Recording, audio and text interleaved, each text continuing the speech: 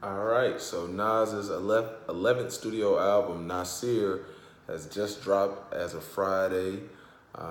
Came here to just talk about it a little bit. I think it's a really great album.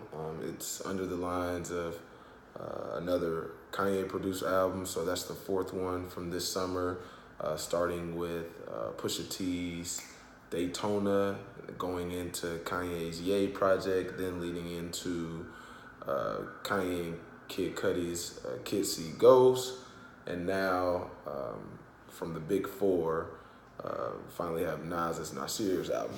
And so we've been waiting on this album for quite some time. The last time Nas had dropped an album happened to be 2012 with Life Is Good. It happened to be a really great album. I personally enjoyed it. It was more of an album coming off his recent divorce of Khalees. He had the infamous picture with the wedding dress in his lap on the album cover. A lot of great songs on that album, and then a couple of songs dedicated to his ex-wife Khalees. So that was a really good album. And then we've been getting little tastes and teasers since around 2016 when he dropped Nas album Done on DJ Khaled's Major Key album with the fire Lauryn Hill sample. That was a really good song. And then even leading up to just a couple of months ago, he was on DJ Esco's Color Blind project.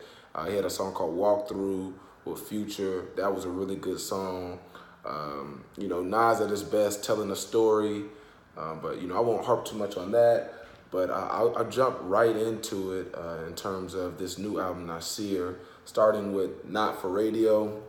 Now, this first song is featured with 070 Shake, and then we have Diddy on here as well. So Nas goes straight into kind of how Kanye used to do those streams of consciousness when he would kind of go on those rants back in 2016 when he was on the Life of Pablo tour. And also he did that during Yeezus as well, the Yeezus tour. But he kind of did that within this song, just spewing out random facts about Reagan having Alzheimer's, J. Edgar Hoover being black. Well, he was part black, and he kind of did some things in terms of destroying black leaders because of the FBI and things of that nature. But then he also just talked about a lot of random things like someone black starting Fox News. So some of these things had no correlation to the other, but he went on to kind of go off and list a bunch of unknown facts. Also, he did a good job of kind of just pointing out the pervasive nature of the country and, some of the contradictions that exist within this country. Diddy then ends the song just kind of going on about, the greatness of black people, and then kind of an uplifting message in terms of supplying something positive that maybe black people needed to hear, or young black males needed to hear, because they're always showing in the news how they're getting shot down randomly, and so he kind of harps on that at the end. That kind of leads or segues into Cop Shot the Kid, which has that Slick Rick sample. It's a really good song. It had an insert. I believe it was Richard Pryor. I'm not 100% certain, at the beginning, where he's talking about how he had to be home before the lights came on, or at a certain time before the police can start messing with them. Nas mentioned some things that have been plaguing the black community in terms of innocent black boys being shot down in the street. He talks about Kaepernick. He mentions that briefly in terms of why Kaepernick is kneeling, which I feel like is something that's been forgotten, and that's another issue kind of going on with the NFL. He also mentions how like when white boys do these mass shootings, how they're brought in and detained and then sent to jail, whereas innocent black boys are just being shot. And it's kind of just pointing out the lack of reverence that maybe some police officers have for black life. And then Kanye was featured on this song as well. just basically, Kanye kind of pointed out how I believe within this verse how, maybe some police officers weren't necessarily the man growing up, like, one of the cool guys, and they essentially have a 9-to-5 job, and so they're willing, and I believe they're trained this way, to take someone else's life to save their own, because they're just trying to make it home at the end of the day, which was a really good point. I feel like going into the third song, White Label, it's really nice, just kind of harping on his own being a legend and past interactions with women, being inspired by Slick Rick. He also gave a slight shout out to Kanye West on the production for the entire album. And then just going on about how he's influenced the culture. Really subdued. It's a chill song. Leads right into Bonjour, which is a really, really great song. It's totally in Nas's lane in terms of kind of having a mafia mystique sound, and then harping on, elegance and extravagance and things of that nature. The Tony Williams feature was nice. He comes in and sings on the hook. In my opinion, on this song, he was almost painting the picture of Harry from Godfellas. It's a real mafia lifestyle. That's the picture he's kind of painting throughout the song. He also talks about something that I thought was very interesting, or he mentions it briefly, where he would take, these beautiful vacations at exotic destinations, but he would see, the parody of that, where there would be like economic poverty from the people that live there, and so he would kind of be on a guilt trip about that. Also, he's dropping jewels, so he talks about how if you're able to bring your kids up and have their life be better than yours when you were their age, then that's a sign of wealth. Also, he mentioned something that I'm sure he's familiar with in terms of watch who you get pregnant, because that's long-term stressing. Thanks for that. A lot of brothers out here need to hear that. And then, just it's a light flex on this track. He also mentions how he got a meal for every bump in your face. So, he definitely is coming in with the flex right here on this track. Leads into Everything, which is the longest track on the entire album. It's about 7 minutes or over 7 minutes. Ye and The Dream are singing on this track, talking about changing the world. If he could change anything, he would change everything. That's basically the chorus of the song. Nas has 3 good verses that are layered, I feel, really well. He mentions how messiness is never the God, referring to himself, remembering where black people come from. I know he's talking about it. I believe his bone marrow being deep from Kilimanjaro. That's just like the wave he was on there.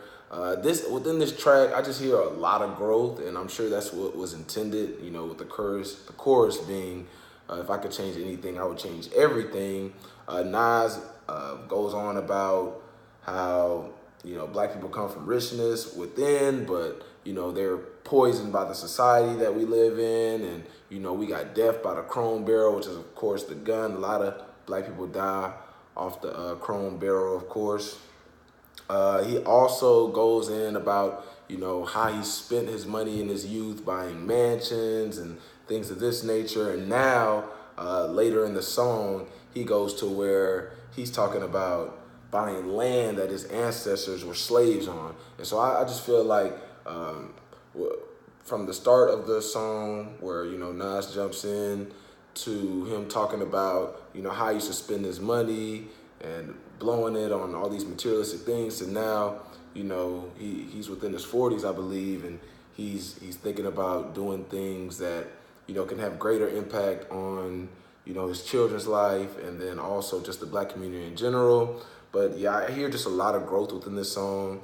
Even near the end of the song, he mentions how the pants sagger put plans in action. I find that verse to be the epitome of growth, because, when Nas came out in the early 90s, he's out of Queens. He just got the regular hood look at the time. And, people get flack for sagging their pants or whatever. But, he's basically saying he was able to do things his way while simultaneously having a plan in action to create a really great life for himself and his family. So I can only respect that. Then that song leads into Adam and Eve, which is my personal favorite track on the album. The sample is fire. The beat is banging. I believe it's the toughest beat on the album. The pianos within that track is fire. This is again another song where Nas is just kind of flexing, talking about his money, the bitches, all of that, enjoying the fruits of living in his truth, mentioning how money brought out the worst in people around him. It was interesting because, you know, Nas has always kind of been influenced, I believe, by, you know, the mafia. Now, whether he lived a mafia life in Queens before rap stardom with the Illmatic album, or whether he just likes mafia movies, he's always incorporated that theme into his music. You could even reference back to an old Tupac song where he's dissing Nas and talking about, you know, Nas wants to live his life and he watched too many movies. So, I mean, you could definitely point to that within this song, because he says, "You broke my heart, Fredo," and that is an obvious point out to The Godfather 2, when Fredo betrayed Michael by you know, trying to get him set up, and Michael realized that in Cuba, and then we all know how that story ended. Michael Corleone had turned into a monster from Godfather 1 to Godfather Part 2, to the point to where he was willing to, you know, save his organization that his father created through killing his own flesh and blood, his brother. And that's just the cold-heartedness that is necessary within that mafia lifestyle. So what Nas is referring to by that, I don't know. Maybe he's had to cut some people off. I don't think he's actually killed his own friends or brothers, but maybe he's had to cut some people off because of some of the things that they've done to him in terms of betraying him, which I can, you know, easily see that being the case. It then goes into the very last song, track number 7, Simple Things. As soon as the track starts, it kind of sounds like an outro song. It just has that vibe to it. It comes in with a really soulful sample. He goes on to kind of just pat himself on the back again. He does a lot of that throughout this album, just talking about the significance of his lyrics, also mentioning how he drops lines that prestigious schools read to their students. So, you know, some of his music, I guess, is studied in certain universities around the country. So he tips his hat off to that. And then he also just talks about how he's been blessed with humility, and he just wants his kids to know the same peace that he has. But yeah, throughout this track, it's a lot of him just kind of going in about, you know, from where he's came to where he is, and I guess how his perspective has changed throughout that time. Also, he talks about how he's never sold a record for the beat. It's his verses that people purchase, which I can testify to, because when you listen to a Nas album, typically I'm never going there expecting the most fire beat. I'm really looking to hear him say some things that can instill some wisdom, or you know, just drop little gems here and there that, you know, can spark, you know, different thoughts that you may not have been thinking before. So typically whenever I'm listening to a Nas album, it just always makes me think, because he talks about things that, you know, a lot of artists in this time frame in rap just don't speak on.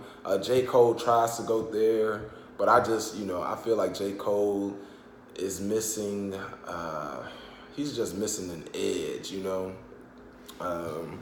Nas has a real edge about him. You know, he just, I don't know. J. Cole cannot do what Nas does. I remember when J. Cole made that song, Let Nas Down, because J. Cole has always been on the conscious tip, in my opinion, and then he made that first album, I can't even remember the name, maybe like Sideline Story or whatever, but that album was a disappointment to J. Cole, as well as Nas, I believe, because, you know, J. Cole had mentioned how he was just trying to get radio songs and things of that nature. So that album was all over the place, and I think that Nas's displeasure with the album, I think, got back around to J. Cole, because I think Nas was just expecting more from him, because J. Cole had made some really insightful music in the past before releasing his first studio album. But back on topic, this Nasir album, it's really good. You know, if I had to rank it, I would give it an 8 out of 10. It has what you're looking for in terms of a Nas album: great context, great lyrics. It's thought-provoking. The production by Kanye is on par with Nas's style, so you know, you have that classic 80s rap with the Slick Rick sample on Cop Shot the Kid, and then you got a lot of soulful beats, which I believe appeal to Nas's sound, and then you know, a couple of bangers, not necessarily you would hear in the club or radio or anything, but just sound really good in the car, just have a little bit more knock to them. But I thoroughly enjoyed this album. If I had to rank it amongst Kanye's latest productions with, you know, Pusha T's Daytona, Kanye's own album, him and Cuddy's joint album, and now Nas's, I would probably rank it 1 or 2. I'm still soaking in all of these projects because they've kind of come back to back to back, starting with Pusha T's album. I would definitely rank Kid Cudi and Kanye's album last in terms of those 4 projects.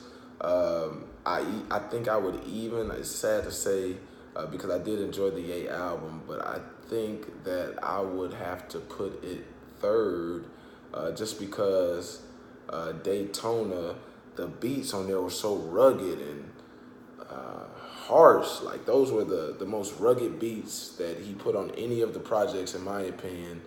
And it was just a nice rap album with